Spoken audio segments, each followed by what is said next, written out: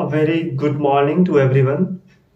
मेरा नाम अमित है और मैं पटना बिहार से हूँ। आज मैं आपको अपना एक पर्सनल लाइफ की स्टोरी शेयर करूँगा। बात है 15 सितंबर की, जब नहाने के दौरान मेरे कान में बहुत ज़्यादा पानी इंटर कर गया था और मेरे कान में वैक्स भी जमा था। तो इस कारण वो पानी स्टक हो गया वहीं पर, और मेरे कान में कोई रेड या ब्लैक फंगस हो गया था कान में। बहुत ज़्यादा, बहुत गंदा बहुत था। तो और उस फंगस ने मेरे सारे कान के जो पर्दा है ना, ईयर ड्रम जिसको बोलते हैं, इंटरनल ईयर, उसे पूरा उसने छेद कर दिया था, पूरा खा गया था वो, पूरा तरीके से वो चला गया था। और नेक्स्ट डे मैंने क्या किया कि मुझे लग रहा था कान में थोड़ा भारीपन, तो मैंने एक एक टूथ पिकिंग वाला जो स्टिक होता है ना, उसमें कुछ डालकर और मैं उस जगह को निकालने की कोशिश करने लगा, बैग्स को, और वो मैं अंदर ले जाता चला गया और मुझे पता नहीं रहा मैं कब ईयर ड्रम तक पहुंच गया, और शायद मैंने उसे और भी ज़्यादा बिगाड़ दिया। मीन्स अगर पहले से रप्चर 20% था, तो मैंने उस रप्चर को और बढ़ा के 50 to 70% अप्रॉक्स कर दिया होगा। मुझे वो याद तो नहीं है कितना परसेंटेज था, वो मैं आपको बताऊंगा, इसी वीडियो में दिखाऊंगा अभी। तो ये बात थी सारी 15 to 16 सितंबर को हो रही थी। और जस्ट मैं जब अगले दिन सो के उठा तो इतना मुझे पेन हो रहा था और अंदर से एक लिक्विड आ रहा था, तो मैं समझ गया कि ये पक्का ईयर ड्रम के रप्चर होने की निशानी है। पहली निशानी आपको यही रहेगी, अगर आपका ईयर ड्रम रप्चर होगा तो आपके कान से लिक्विड आना शुरू हो जाएगा। और दूसरी इसकी साइन ये है कि आपका ईयर ड्रम रप्चर हुआ है, आपके ईयर में एक अलग तरह का पेन रहेगा, थोड़ा जैसे चींटी अपना स्टिंग मारती है ना, तो जो पेन होता है वैसा ही पेन आपके कान में होगा।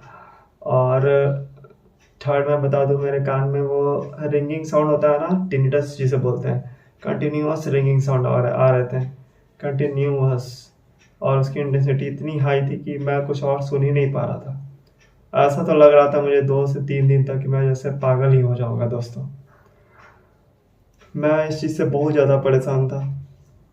मैं सोचा कि भाई एक साथ 3 प्रॉब्लम, लगातार कान से लिक्विड बहा जा रहा है, और मैं कान में 1 से 2 दिन तक रुई लगा के रखा, और फिर मैं किसी तरीके से उस दिन तो सो गया दोस्तों।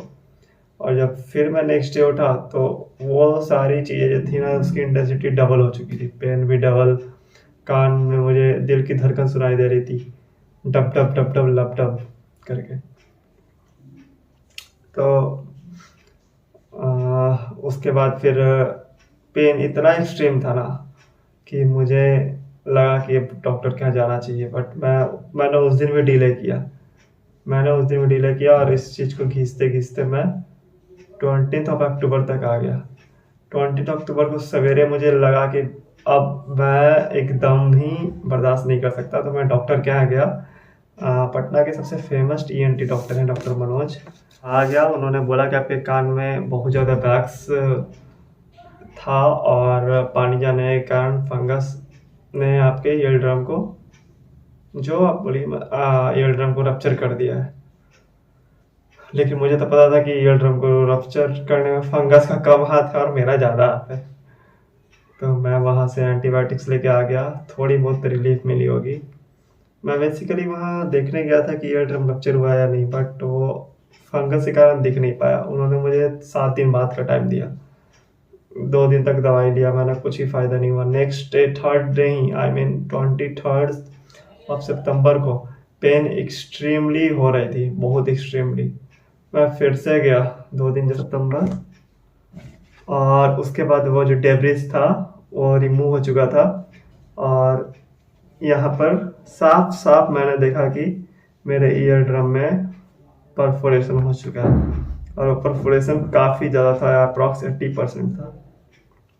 बहुत सारी डॉक्टर ने ड्रॉप्स लिखे एक और 2-3 फिर से एंटीबायोटिक लिखी, और अब मुझे डेट मिला है 2 तारीख को।